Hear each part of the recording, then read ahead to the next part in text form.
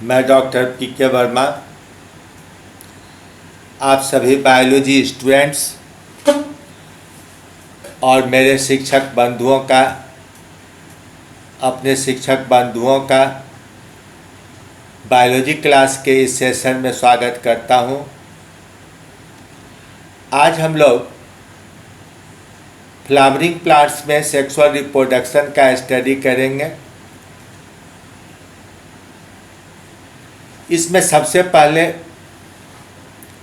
Typical flower की रचना को संक्षेप में हम रिवाइज करेंगे और तब उसमें माइक्रोस्पोर और पॉलन ग्रेन्स का बनना, मेगा स्पोर और ओवम का बनना यानी माइक्रोस्पोरोजिनेसिस और मेगा स्पोरोजिनेसिस का अध्ययन करेंगे।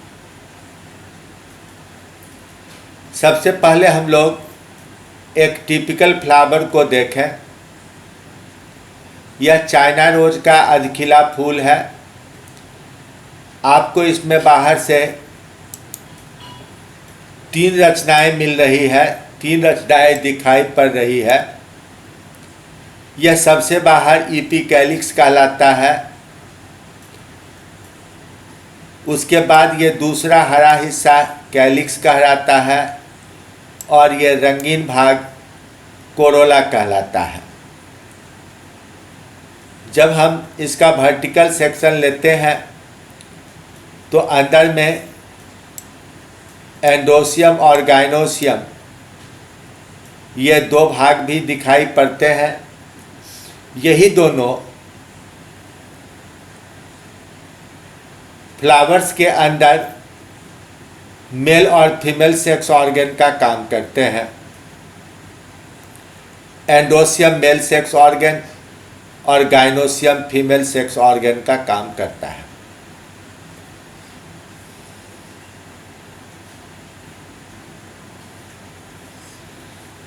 अब यह इपिकैलिक्स जो चाइना रोज में आपने देखा, भिंडी में भी आप देखते हैं, यह फैमिली मालवेसी में दिखाई पड़ रहा है।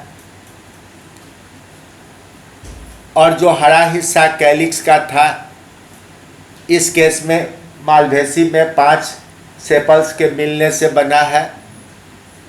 हरा होने के कारण यह फोटोसिंथेसिस कर सकता है, लेकिन इसका मुख्य काम अंदर के अंगों को बड की अवस्था में बंद करके रखना है जब तक कि अंदर के अंग मैच्योर नहीं हो जाए।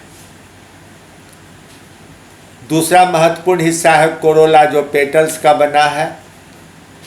अधिकांश फूलों में यह रंगीन होता है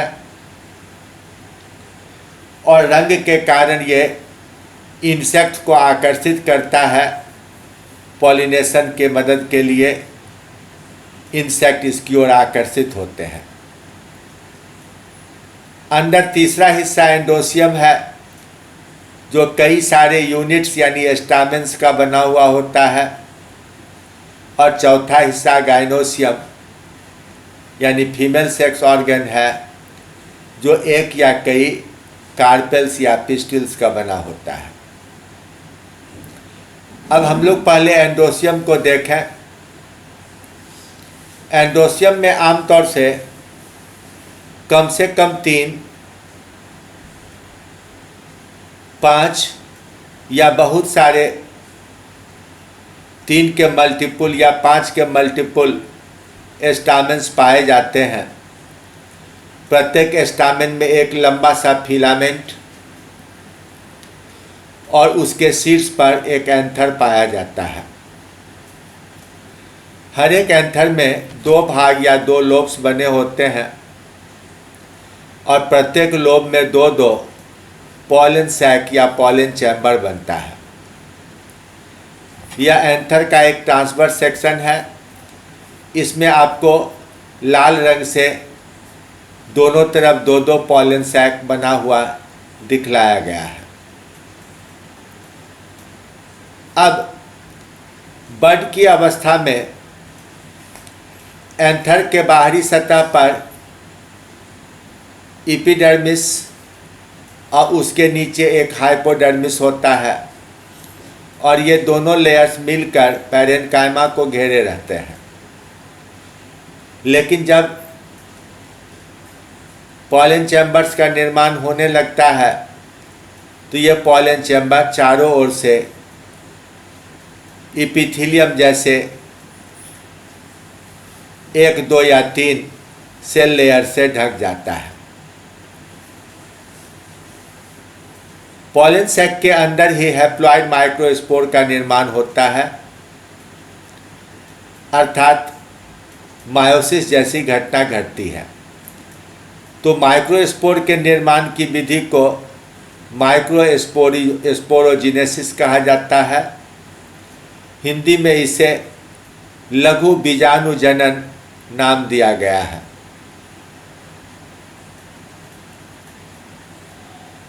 अब हर एक पॉलन सैक में एक एक सेल बड़ा हो जाता है हाइपोडर्मिस से, जिसके अंदर काफ़ी साइटोप्लाज्म जमा हो जाता है।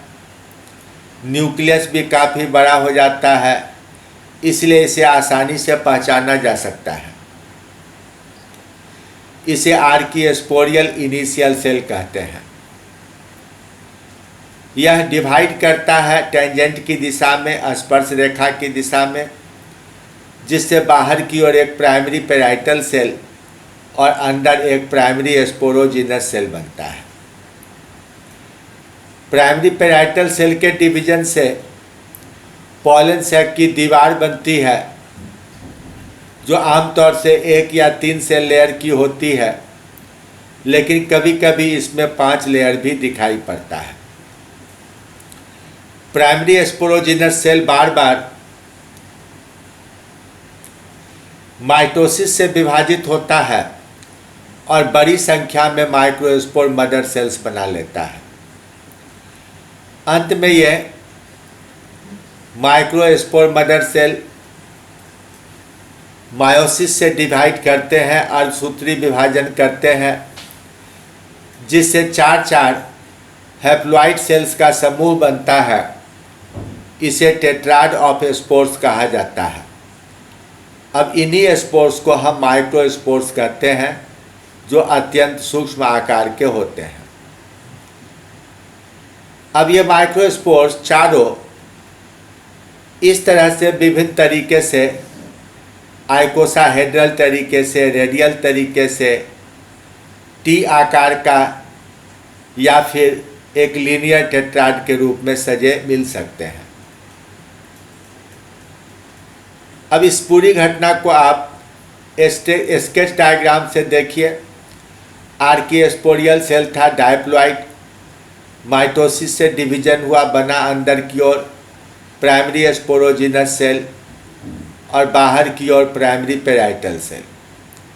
प्राइमरी पेराइटल सेल माइटोसिस से डिवीजन करते हुए टैपेटम बनाया, जबकि प्राइमरी स्पोरोजिनस सेल भी माइटोसिस से डिवाइड करके माइक्रोस्पोर मदर सेल्स बनाए।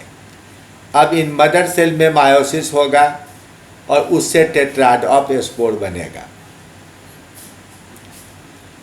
जब स्पोर बनता है तो इसके अंदर एक ही न्यूक्लियस होता है, काफ़ी साइटोप्लाज्म रहता है, सेंटर में न्यूक्लियस बसा रहता है और यह अपने चारों ओर 2 तरह का सुरक्षात्मक खोल बनाता है। बाहर की ओर यह एक्जाइन कहलाता है और अंदर की ओर इंटाइन कहलाता है। कुछ जगहों पर एक्जाइन एब्सेंट रहता है, सिर्फ इंटाइन पाया जाता है, जिससे जर्म पोर का निर्माण होता है। अब एक्जाइन का निर्माण स्पोरोपोलेनिन नाम के पदार्थ से हुआ है, जो वास्तव में कैरोटीनॉइड पिगमेंट्स के एस्टर्स से बने हैं। यह काफ़ी कठोर होता है और बाहरी फिजिकल और बायोलॉजिकल कंडीशन से पॉलन ग्रेन की रक्षा करता है।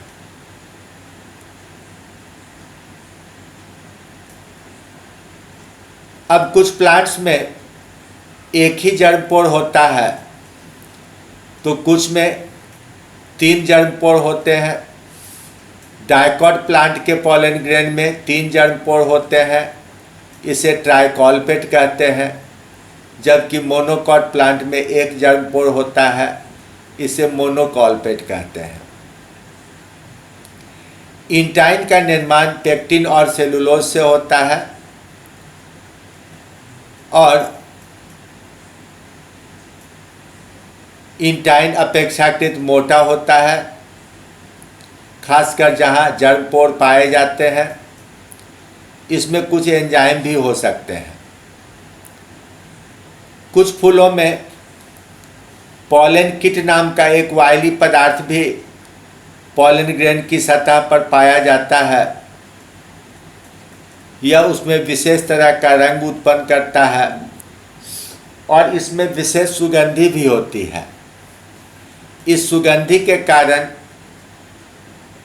कीट उनकी ओर आकर्षित होते हैं, फूल और पॉलन ग्रेन की ओर आकर्षित होते हैं, जिससे कीट परागण संपन्न होता है।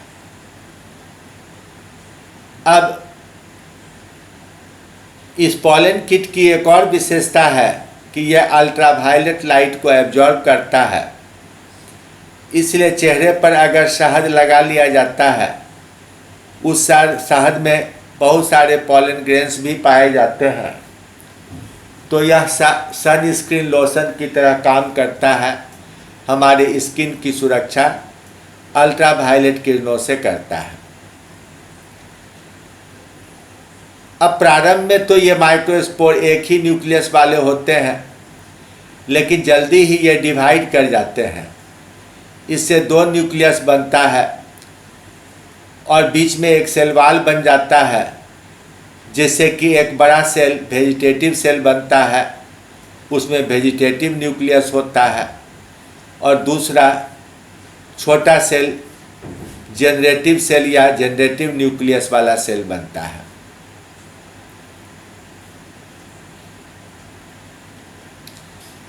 मैच्योर होने पर यह जनरेटिव न्यूक्लियस फिर से डिवाइड करके 2 गैमेटिक न्यूक्लियस बनाता है, यानी एक पॉलन ग्रेन में 2 मेल गैमेट्स या स्पर्म्स पाए जाते हैं। जिस समय फूल का एंथर फटकर पॉलन ग्रेन्स रिलीज करता है, उसमें 2 या 3 न्यूक्लियस पाए जाते हैं। अब इस डायग्राम में देखिए किस तरह से मायोसिस के द्वारा एक न्यूक्लियस से 2 न्यूक्लियस बना, 2 से 4 बना। अब प्रत्येक न्यूक्लियस के चारों ओर प्रोटोप्लाज्म जमा होकर 4 माइक्रोस्पोर्स बनाए, जिनके चारों ओर एक्जाइन और इंटाइन का कवरिंग भी होता है, खोल भी चढ़ जाता है। बाद में इस माइक्रोस्पोर में एक बड़ा सेल वेजिटेटिव सेल और एक छोटा पीला रंगा हुआ यहाँ दिखलाया गया है जनरेटिव सेल का निर्माण हुआ और इसी जनरेटिव सेल से फिर 2 मेल गैमेटिक न्यूक्लियई या स्पर्म सेल्स बने। अब अलग अलग फूल में पॉलन ग्रेन का आकार, उसकी संख्या, उसका रंग अलग अलग होता है। यहाँ बहुत सारे फूलों का पॉलन ग्रेन एक साथ रखकर फोटोग्राफ लिया गया है, जिसमें आपको 4-5 प्रकार के पॉलन ग्रेन्स दिखाई पड़ रहे हैं। अब गाइनोसियम में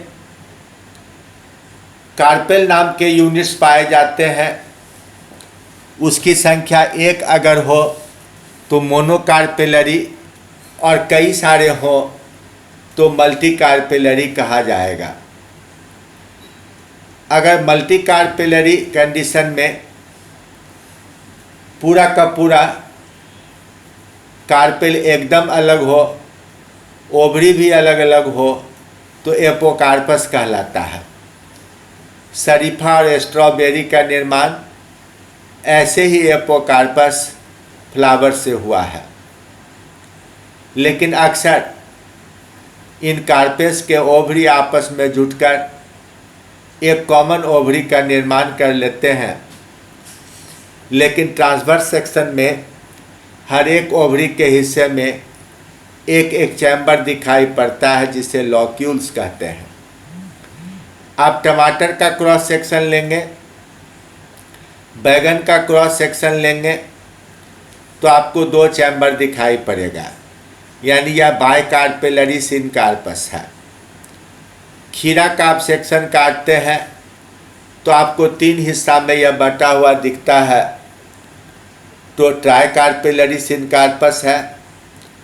और भिंडी का क्रॉस सेक्शन में आपको 5 चैम्बर दिखाई पड़ते हैं, तो यह पेंटाकार्पेलरी सिनकार्पस ओवरी हुआ। अब ओवरी के ऊपर लंबा सा पतला स्टाइल और सबसे ऊपर स्टिग्मा पाया जाता है। ओवरी की दीवार से एक या कई ओव्यूल्स चिपके होते हैं। इनके डंठल को फ्यूनिकल कहा जाता है। जिस जगह पर यह दीवार से चिपकते हैं वहाँ प्लेसेंटा नाम की रचना बनती है। किसी ओवरी में अगर कई सारे ओव्यूल्स हों तो उनकी सजावट को यानी प्लेसेंटा बनने की विधि को, प्रकार को प्लेसेंटेशन कहा जाता है। क्लास 11 में आपने marginal placentation, parietal placentation, axile placentation, basal placentation और फ्री सेंट्रल प्लेसेंटेशन इत्यादि पढ़ा होगा। अब एक ओव्यूल की बात करें। ओव्यूल की दीवार अक्सर 2 एपिथेलियल लेयर से ढका रहता है जिसे इंटेगुमेंट कहा जाता है। इसके अंदर न्यूसेलस नाम का पेरेन्काइमेटस टिश्यू होता है, उसी में मेगास्पोर का निर्माण होता है। तो सबसे पहले एक हाइपोडर्मल सेल आमतौर से ओव्यूल के मुख यानी कि माइक्रोपाइल के पास विकसित होता है और अलग हो जाया करता है। अब इस बड़े सेल को हम लोग आर्किस्पोरियल सेल कह सकते हैं।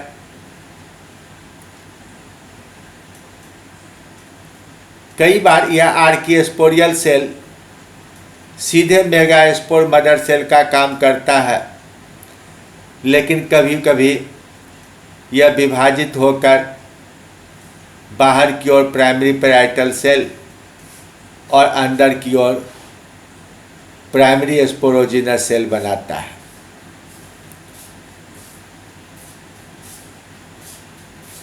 कुछ ओव्यूल्स जिसे टिन्वी न्यूसेलेट ओव्यूल कहा जाता है, इसमें न्यूसेलस पूरी तरह से नष्ट हो जाते हैं, लेकिन दूसरा जिसे क्रेसी न्यूसेलेट ओव्यूल कहा जाता है उसमें न्यूसेलस बचे हुए रहते हैं और इसमें प्राइमरी पैराइटल और प्राइमरी स्पोरोजिनस सेल भी बनता है। अब स्पोर मदर सेल में मायोसिस होता है। यह 2n है, डायप्लॉइड है। मायोसिस से 4 हैप्लॉइड सेल बनते हैं जिसे मेगास्पोर्स कहते हैं। अक्सर इन 4 में से 3 जो कमज़ोर लक्षणों वाले होते हैं नष्ट हो जाते हैं और एक ही फंक्शनल मेगास्पोर बचता है। अब यह फंक्शनल मेगास्पोर 3 बार माइटोसिस करता है और 8 न्यूक्लियस का निर्माण करता है। ये 8 न्यूक्लियस 3 समूहों में बढ़ जाते हैं। इनमें से 3 जो चलाजा के पास है एंटीपोडल सेल बनाते हैं, 3 जो माइक्रोपाइल के पास है एग एपरेटस बनाते हैं और बीच में 2 सेंट्रल न्यूक्लियई पड़ा रह जाता है। यह दोनों आपस में जुटकर यानी पहली बार फर्टिलाइजेशन करके एक सेकेंडरी न्यूक्लियस या प्राइमरी एंडोस्पर्म न्यूक्लियस बनाता है। एग एपरेटस में एक ओवम और 2 सहायक या सिनर्जिड सेल होते हैं। इस डायग्राम में मायोसिस के द्वारा 4 मेगास्पोर बनते दिखलाया गया है। इनमें से 3 कमज़ोर नष्ट हो जाएंगे और 1 बचेगा। जो 1 बचेगा वह 3 बार माइटोसिस किया। पहले माइटोसिस से 2, दूसरे से 4 और तीसरे से 8 न्यूक्लियई बने। इन 8 में से 3 माइक्रोपाइल के तरफ एग एपरेटस बनाया और 3 चलाजा के तरफ एंटीपोडल बनाया। बीच में ये 2 पोलर न्यूक्लियई रह गए। ये दोनों पोलर न्यूक्लियई आपस में फर्टिलाइज करेंगे और एक सेकेंडरी न्यूक्लियस और द प्राइमरी एंडोस्पर्म न्यूक्लियस का निर्माण करेंगे। मोनोकॉट में यह एंडोस्पर्म काफ़ी विकसित हुआ करता है, जबकि डायकॉट में अक्सर यह नष्ट हो जाता है। इसका काम पोषण जमा करना है। तो इस तरह से ओवम मैच्योर हुआ। अब स्केच डायग्राम से देखिए, आर्किस्पोरियल इनिशियल सेल है, इससे बना प्राइमरी स्पोरोजिनस सेल, फिर इसमें डिवीजन अगर हुआ तो बना मेगा स्पोर मदर सेल। अब यहाँ तक ये डायप्लॉइड यानी स्पोरोफाइटिक था। अब इसमें मायोसिस होने से मेगा स्पोर बने, जिसमें एक फंक्शनल मेगा स्पोर है और इस फंक्शनल मेगा स्पोर से 8 न्यूक्लियई बने, 3 एंटीपोडल, 3 एग एपरेटस और 2 सेंट्रल या पोलर न्यूक्लियई बने। तो इस अवस्था तक आते आते ओव्यूल पूरी तरह मैच्योर हो चुका है। अब इसका फर्टिलाइजेशन होना चाहिए। फर्टिलाइजेशन के पहले पॉलिनेशन नाम की क्रिया होगी। तो अगले सेशन में हम लोग फ्लावरिंग प्लांट में पॉलिनेशन और फर्टिलाइजेशन का अध्ययन करेंगे। Thank you very much.